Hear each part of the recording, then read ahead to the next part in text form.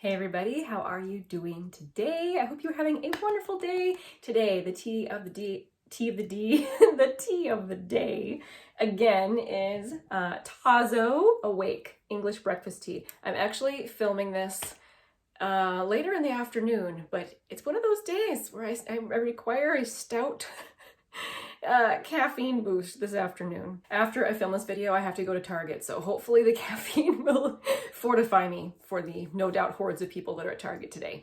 Let's get into this video. So this is going to be an empties video. I save all of my beauty empties to give you my review of them. Once you have used up something, you know the tea. You can tell people what is good and what is bad about it and how it actually worked for you, which I do prefer over first impressions and such. So let's get perhaps into the makeup items first. I have a couple of lip products. One is this lip gloss from Bite Beauty. This is discontinued. It's a very, very sad thing. This is the French press, what it's called. This is the French press gloss in the shade Dirty Chai. It's one of the best shades for me personally.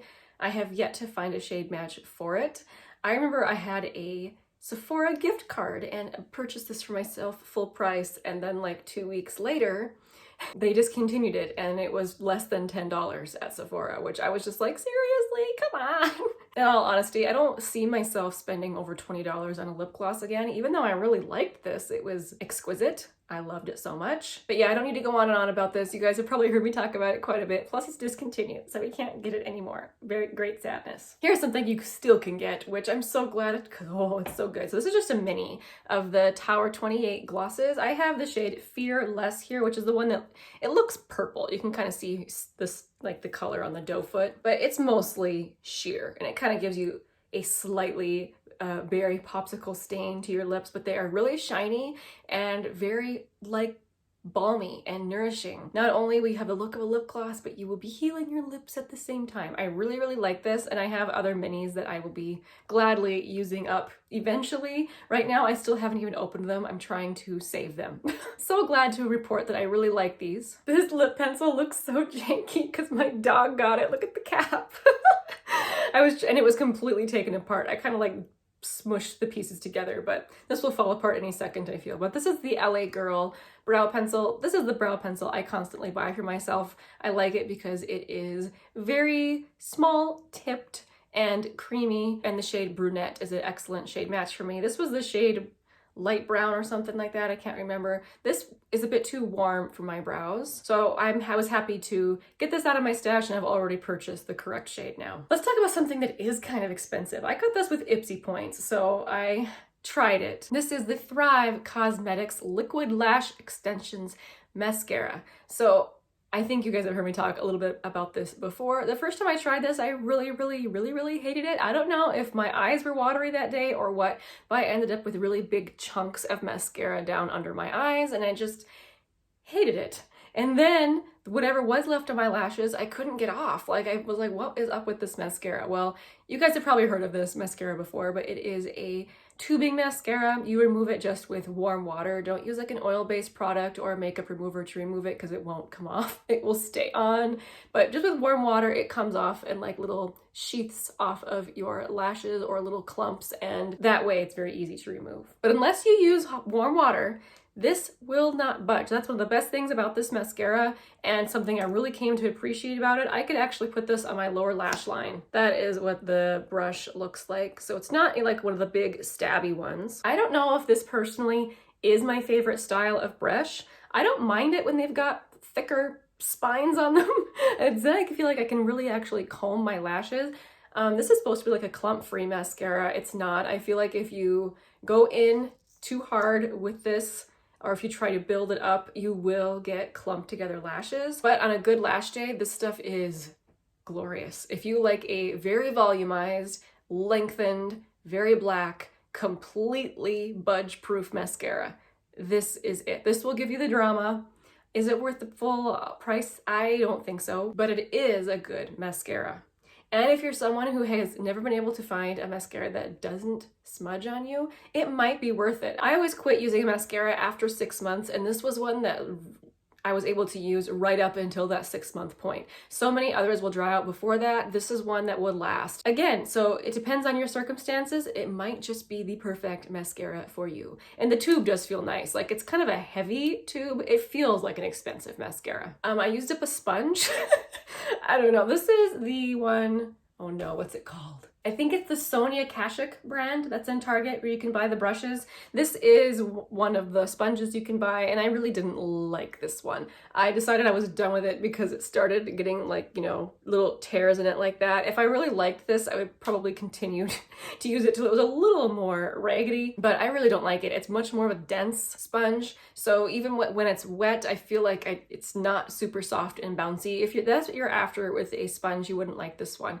However, I have heard others say they like it because they feel like it spreads makeup really well. Like, it's not going to soak up all the product. So depending on what you like, you know, that hopefully that review is helpful for you. One thing that is nice about it, it's only $5 at Target, so there's that as well. Let's get into some skincare products. I used up my first tube of Differin gel. I instantly rebought it and I'm still using it. If you haven't heard of Differin gel, it is like an at-home retinol treatment. It's not nearly as intense as something that you could get from the dermatologist, but it's a good place to start if you're looking to start a retinol treatment. I do think it has helped my skin. I do feel like my acne heals faster. I still do break out, so it hasn't stopped that from happening, but I feel like the breakouts aren't as bad when they happen and that they, again, heal faster. So I'll continue using this in the future. I probably wouldn't mind going to a dermatologist and actually getting retinol, but for now, this is helping. I tried out some e.l.f. skincare products. So I have the e.l.f. Holy Hydration Daily Cleanser, and this is with hyaluronic acid and ceramides. This didn't bother my skin, but at the same time, I didn't feel like it was anything fabulous. On a very rare occasion, though, am I blown away by a cleanser. So if you're looking to just purchase the line and you want to use all the same products together, you know, I didn't think there was anything wrong with this one. And as for the Holy Hydration Face Cream, this is the one with hyaluronic acid and peptide complex. I liked it. I felt like it was really, really good. And the nice thing about it is, of course, the price. Is it like $10 at Target, maybe? Around there for this face cream. My biggest issue with face cream is a lot of times they're too heavy and make me break out. This one didn't make me break out. I was very pleased about that. I'm already on my second tub of this, and I'll probably buy more of it in the future. So yeah, I can recommend this. I thought it was great. Is it going to be effective though if you have extremely dry skin? That I can't answer. I have more combination skin. I used up a serum from Peach and Lily. Oh, you can't see it. Let me see. Oh, too bad. You can't really see the bottle. There you can see it. So from Peach and Lily, this is the Glass Skin Refining Serum with peach extract and peptide complex. I like this. I felt like it helped with my hydration during the day. Did it give me glass skin?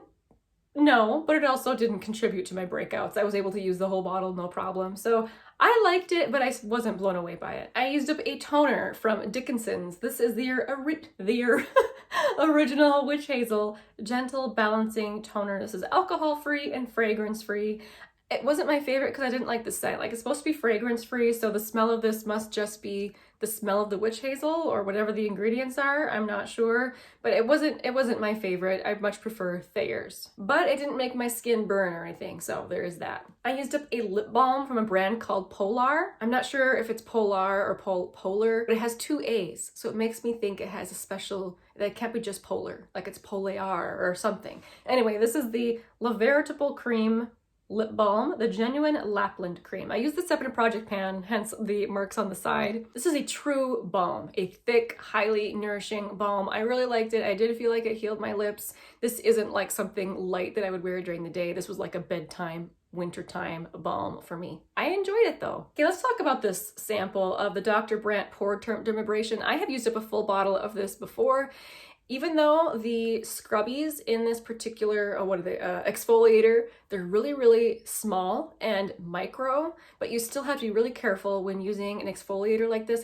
It's really, really easy to go in and scrub your face too hard just because it feels like it's not very rough. But the truth is, it's a very effective exfoliator. I would only use it maybe once every week and a half, every 2 weeks, and I really like it for that. But I personally wouldn't be able to use it more than once a week. But if you're looking for a good exfoliator, this one is good. I don't know if I said, this was the Dr. Brandt Pore Dermabrasion. I used up a sample of a moisturizer that I got in, I don't know, some sort of a subscription box. This is the REP, Real Elemental Practice Phytocell Moisture Cica All-in-One Serum. This is a Korean brand, I think. Yep, it was made in Korea. This I didn't put on my face because I was really paranoid it would make me break out, but I did use it as a neck cream.